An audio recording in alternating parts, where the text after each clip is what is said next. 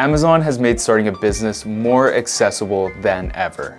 However, it can be difficult to compete against the big brands. So, wait, is he asking a question or something? Dave? Yeah, so how do you compete against those big brands? Well, I was just gonna do the intro, and kind of... Okay, but I need to know right now. My business launches today. Okay.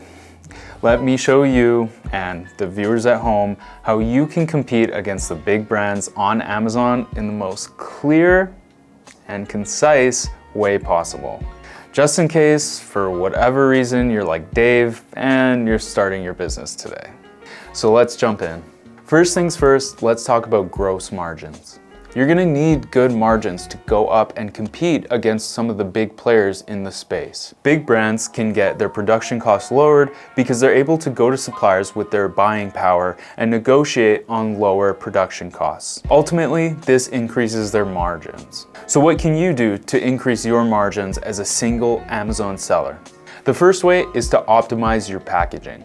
The smaller and more compact you can make your product packaging, the more you'll save, adding to your overall margins. Smaller packaging allows for lower shipping costs and lower Amazon FBA fees. The next point I'll bring up is finding a good supplier.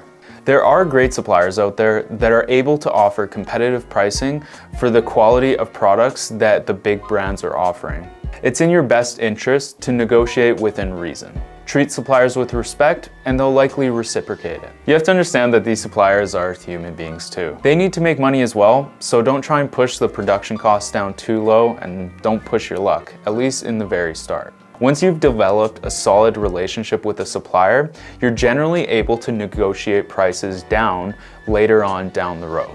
Next, let's look at increasing your average order value. You can calculate your AOV using the following equation. So it will be your total revenue divided by the number of orders, and that will give you your average order value. So now how do you increase this? You can offer bundled versions of your product. You can also attempt to get Amazon to recommend your two products as frequently bought together. You could also do this by generating more revenue by offering a discount or sale. The next thing that can help you compete against big brands is delegating to professionals. Is there some area that you're not 100% confident in?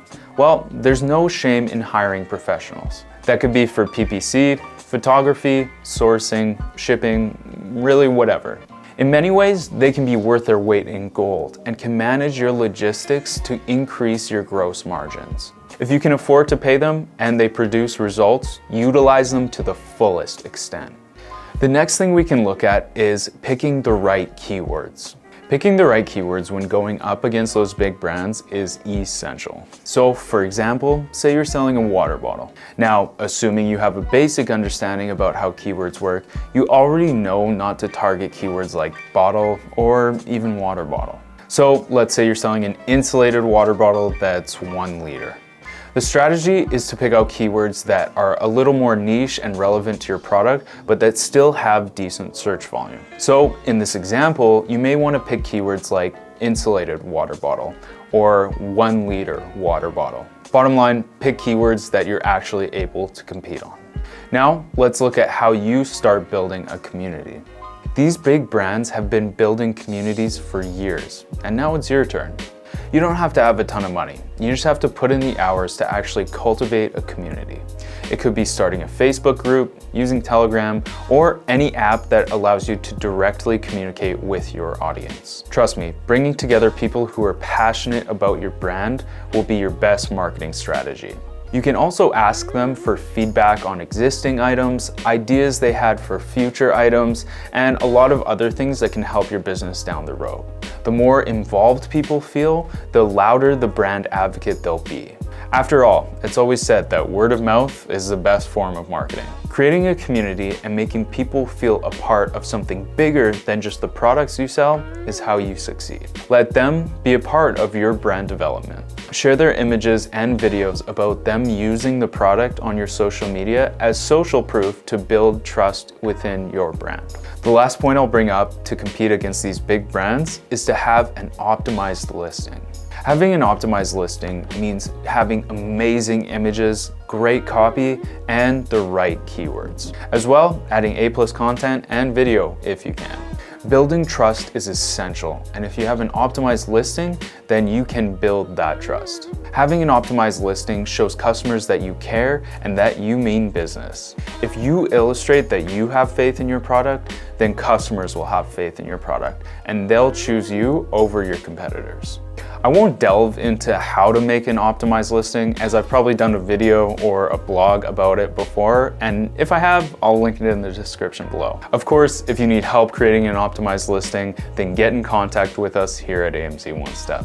We are a full service agency, so we can help you with everything from the images, to the copy, to videos, and A+ content. And I guarantee we can help you create a listing that looks better than the big brands. All right, conclusion time. Implementing all or some of these strategies should help you to compete against the big brands. If you find your niche and you're able to develop your brand and community, you should have a chance at competing. Just because a major player is in the space doesn't mean you can't have a slice of the pie and turn a profit. If this video was at all helpful to you, please consider liking, commenting, and subscribing so that I can keep bringing you more Amazon-related content. Thanks, and I'll see you next time.